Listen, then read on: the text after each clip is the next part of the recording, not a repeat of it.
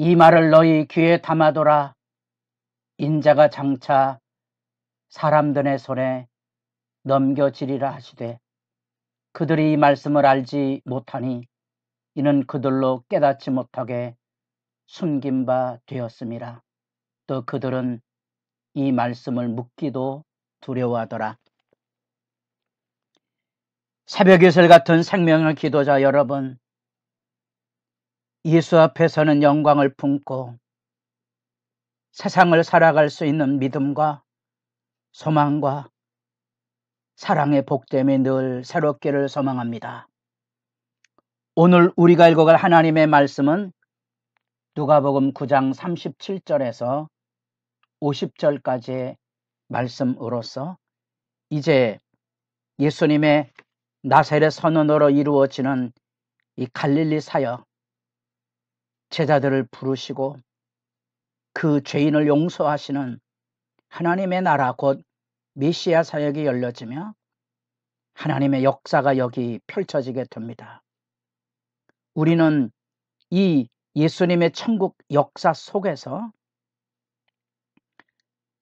순환 예고가 두 번에 걸쳐 이어지는데 사람들에게 넘겨질 것에 대한 고난의 그 이야기가 이 변화산상 속에서 하나님의 아들로서의 영광을 보이시고 바로 이 하나님의 아들이 하나님의 그리스도가 걸어가야 될 길은 버림받는 길, 예루살렘에 올라가서 십자가의 죽으심으로 이루시는 하나님의 구원 역사에 서 있음을 여기 증거하고는 내용으로 가득 차 있고요.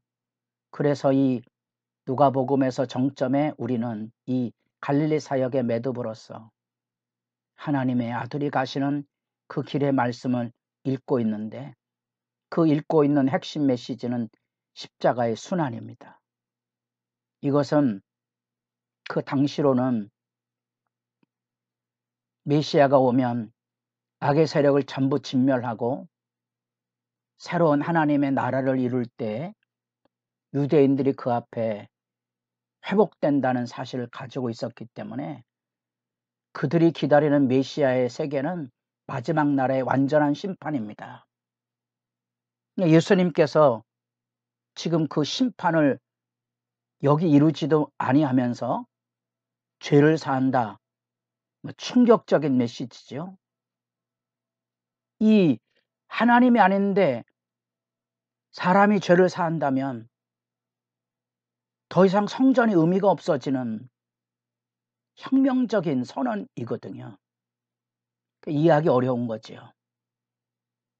제자들 역시도 그런 유대주의가 가지고 있었던 종교관의 범주를 넘어서지 못하고 여전히 지금 예수님의 십자가의 길을 걸어가는데 누가 크냐 하는 이런 논쟁에 떨어지는 이유가 바로 이 예수님의 십자가 이해에 대한 부재입니다. 산상에 올라갔던 세 제자는 그 예수 그리스도 안에 이루어진 하나님의 영광의 변화, 부활과 승천의 영광을 경험하는 그 자리, 그러나 감히 그 진실과 진리의 이야기를 이해하지 못하였기에 36절에 그들은 잠잠하고 아무에게도 할 말이 없는 계시의 압도죠. 우리가 주님의 영광 앞에 서면 그것은 말로 다 표현할 수 없는 은총의 세계가 열려진 것 아니겠습니까? 이 놀라운 산상에서의 역사가 이루어질 때 안타깝지만 이 산 아래에서는 여기 인간이 가지고 있는 가장 비참한 자리, 곧 외아들을 귀신의 영역 안에서 비참하게 파괴되어가는 여기 나타난 인간의 파괴성, 그 귀신이 저를 통하여 향하는 일, 갑자기 부르짖고 경련을 일으키고 거품을 흘리게 하고 몹시 몸을 상하게 하고야 떠나가는 이 비참한 현실, 외동아리 죽은 나인성 과부의 이야기, 외동딸이 죽은 야이로의 딸의 이 절박한 인간의 현실 앞에 울부짖는 그 영혼들, 그 실제 앞에 예수님이 다시 마주서게 됩니다. 제자들은 이 찾아온 아버지의 요청에 대하여 부응하지 못하고 절절매는 모습이 우리네 현실의 모습이고요. 우리도 이렇게 자녀를 잃는 슬픔 가운데 아무도 아무 말 못하는 현실이 아니겠습니까? 여기 나타난 예수님께서 예루살렘에서 별세한다는 말, 출애굽에 대한 개념이 이곳에 담겨져 있다 그래서 떠나시는 겁니다. 예수님께서 십자가에서 이 세상을 떠나서 하늘로 올라가시고, 그래서 우리에게 다시 찾아오시는 성령의 부으심으로 영광의 나라가 여기 오는 겁니다. 이게 우리에게도 절실한 거지요. 이 독자를 잃은 아버지 심정을 누가 다 표현하고 위로할 수 있겠습니까? 그러나 이런 일은 우리들이 살아가는 일상 내 주변에서 일어나는 실제 이야기입니다. 예수님께서 여기 믿음이 없고 패역한 세대요. 이 예수님께서 죽으심을 넘어 부활의 소망으로 우리에게 다가오지 않으면 우리도 역시 우리의 삶 안에 이 믿음이 흔들리고 아파하고 방황하는 이 모습, 그래서 여기 믿음이 없고 패역한 세대라는 말 속에는 단지 제자들의 무능력을 탓하는 것만이 아니고 그 안에 담겨져 있는 온 세상에 우리 주님이 다시 오셔야만 이루어지는 이 구원사가 필요한 겁니다. 예수님의 부활을 믿는 사람들도, 천국의 소망을 믿는 사람들도 다 이런 문제에 엎어져서 상심한 마음에 방황하는 모습을 우리가 헤아려 볼 수 있지 않겠습니까? 성경이 우리에게 들려주고 있는 것은 이 예수 그리스도의 천국 복음의 실제입니다. 이 산아래에서 이 믿음이 없고 패역한 세대에 대한 치유와 회복을 이루시고, 예수님은 드디어 두 번째 순환 예고를 들려주고 있습니다. 인자가 장차 사람들의 손에 넘겨지리라. 십자가를 표현하는 전문 용어이거든요. 제자들은 깨닫지 못하는 거죠. 왜냐하면 그들도 예수님이 십자가상에서 죽으시고 별세 하늘로 올라가셔서 성령을 부어주셔야 이 진리를 깨닫는 것입니다. 제자들도 깨닫지 못하고 가려져 있다는 거지요. 감히 이 천국의 진리를 그들은 말도 꺼낼 수밖에 없는 삶의 상황인데요. 그 다음에 이제 그 어처구니 없는 현장을 만나게 되죠. 제자들 중에 누가 크냐 하는 논쟁. 십자가를 모르면 언제나 이 논쟁에 떨어지게 돼 있습니다.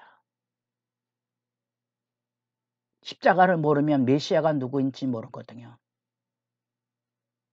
그리스도의 길은 목숨을 내어주는 길인데 그리스도 모르면 목숨을 내어주기는커녕 자기가 으스대야 되는 세상의 현실에 서려고 하거든요. 유대인들이 예수를 죽이려 했던 원인도 이거지요. 그들의 자존심과 신앙을 깨뜨려 버리는 거예요. 죄의 사함을 선포하는 것은 당대의 종교 체계를 뒤집어 엎는 선언이잖아요. 우리는 여전히 주기도문을 암송하고 있고 우리가 우리의 죄를 용서한 것 같이 이렇게 기도를 버젓이 하면서도 교회당에서 누가 크냐는 논쟁은 바로 이 제자들이 가지고 있는 이 질투와 이후에 이루어지는 요한이 저지르고 있는 만행, 어떤 사람이 주의 이름으로 귀신을 내쫓는 것을 보고 우리 함께 따르지 않으므로 금하였다는 거죠. 자기들도 하지 못한 일을 그가 하였음에도 불구하고 그 귀신 쫓아내는 일을 반대했던 거죠. 예수님 포용에 대한 이야기로 이 이야기를 마칩니다. 여러분은 십자가 지고 가는 사람입니까? 자기만 잘난 누가 크냐의 논정에 얽혀져 있는 사람입니까? 이게 변화산 아래에 일어난 사건입니다.